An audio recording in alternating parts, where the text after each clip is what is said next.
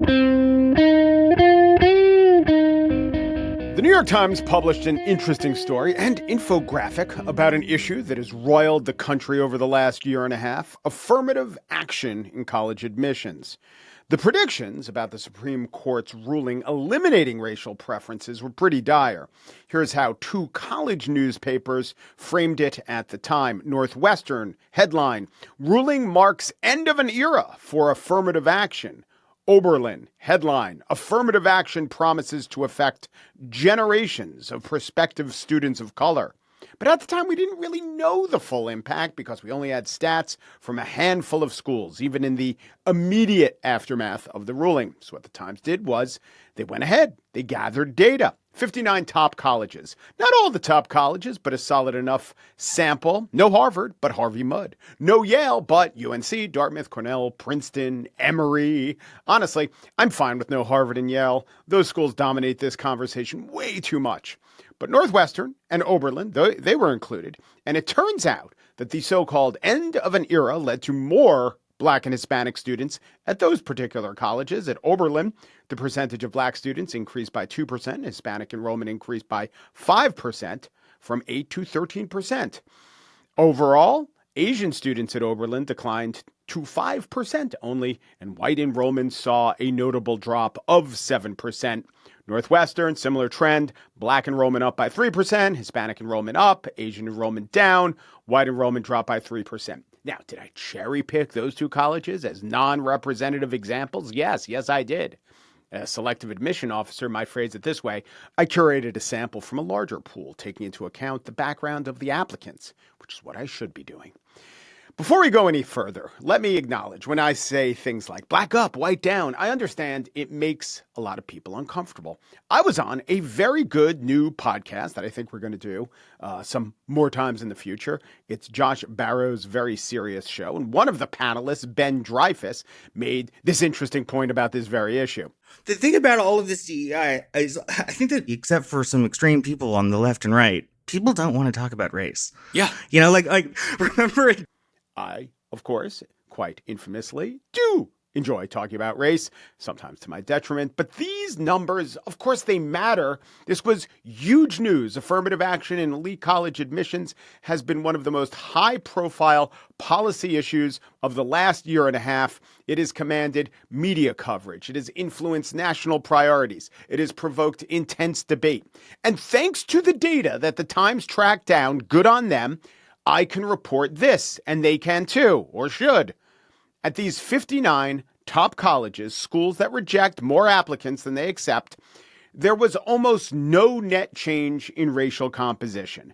Black enrollment down 1% overall, Hispanic enrollment down 1%, Asian enrollment no change, white enrollment no real change. The Times writes a 0% change on its charts, but they round to the nearest percentage point. If you look at the numbers, it goes from 50% white to 51% white, which we will soon find out is actually 50.7. Things get kind of strange, however, when we ask the New York Times to write in words these findings. So there were three main sections. They were all in bold in their write-up. And the first read, Black and Hispanic enrollment declined on average, which, yes, I just said. They were both down by 1%. The next bolded takeaway read, the data didn't show a comparable increase in Asian and white enrollment. Wait, what? White enrollment did increase from 50 to 51%. That is exactly as comparable as a 1% decline, that 1% increase. And while Asian enrollment changed 0% overall, that is comparable to 1%. See, I just compared it. Individual schools saw some big shifts. Carnegie Mellon's Asian American enrollment increased by 7%. At Johns Hopkins, a school with a top-tier medical program, Asian enrollment surged by 18%.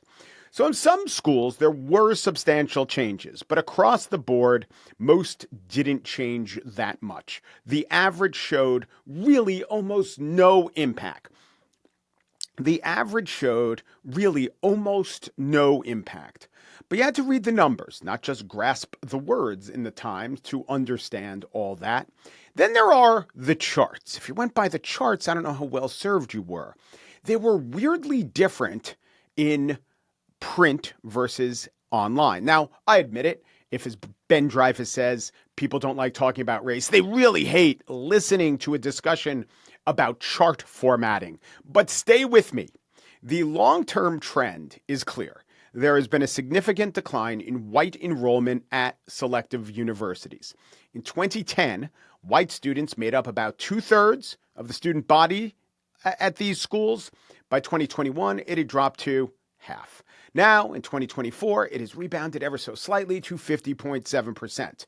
And that somewhat tracks with the broader demographic changes. If you're a smart person, you probably said, wait, during this time, aren't there less or fewer white people? Yeah. A baby born in 1992 would have entered college in 2010. That's why I chose 1992. And back then, 62% of all births in the U.S. were white non-Hispanic.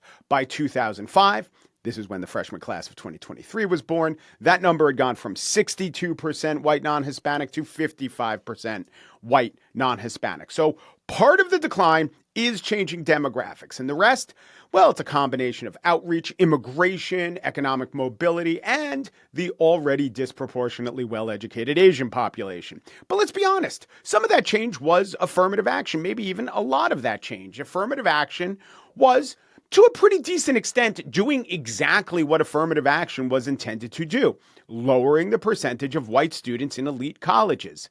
And by a lot. At least it looks like a lot when you see one of the Times charts. I have it right here. It is in paper. If it wasn't real paper, it wouldn't sound like this. Look at that chart. If you are looking at the video, I am concurrently recording as I record this spiel. Look at that chart. That is a steep decline. I want to get it so it's not being hit by too much light. This is the chart they drew in the paper. So I'll describe it. If you're a top mounted mission rate in 2010, the drop as drawn in the paper to the canyon floor of 2023 would leave you dead. That is a steep drop. Woo! But online, they stretch out the y-axis and they make the decline look like a gentle slope, one that even an elderly man with a walker could traverse with ease. Statistically speaking, that old man is probably white. Am I alleging intentional manipulation? No, I'm not. I think it's probably a formatting decision. Print has space constraints, online more flexibility. But I do think you should look at the charts for yourself. I tweeted them out. Depending on your preferred information silo, I blue skied them out. And let me sum up all of this and tell you who really wins. One, the Times print and paper subscribers. If you subscribe to both, you got a lot to ponder. Two, data nerds, number crunchers, the very, very sexy and now more likely to be admitted into certain elite colleges, data nerds. The 7% Asian applicants to Johns Hopkins. They had a great year, those guys. Carnegie Mellon, by the way, now reports that 49% of its students are Asian American. This is not a lie, but when you count all Asian students, because they have a separate section just for international students, and there are thousands of international students, especially among the graduate students of Carnegie Mellon, and the international contingent of graduate students at Carnegie Mellon, 89.9% Asian. So Carnegie Mellon, it's one of these very interesting places. Not a lot of Black or Hispanics abound.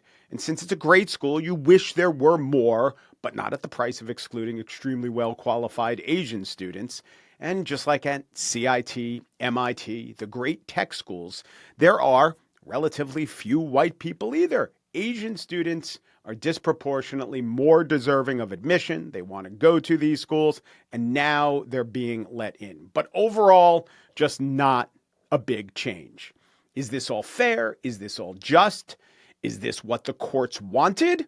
Is it what society wanted? Is it what the New York Times data visualization desk wanted? I do not know. I do know this.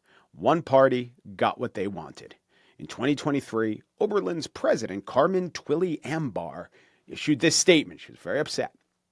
The U.S. Supreme Court's decision to end affirmative action in college admissions announced this morning has left me deeply saddened and concerned for the future of higher education. At the same time, it has steeled my resolve to defend Oberlin's most cherished values: diversity, social engagement, and academic excellence. Well, she got at least the first one, no matter how you draw the chart.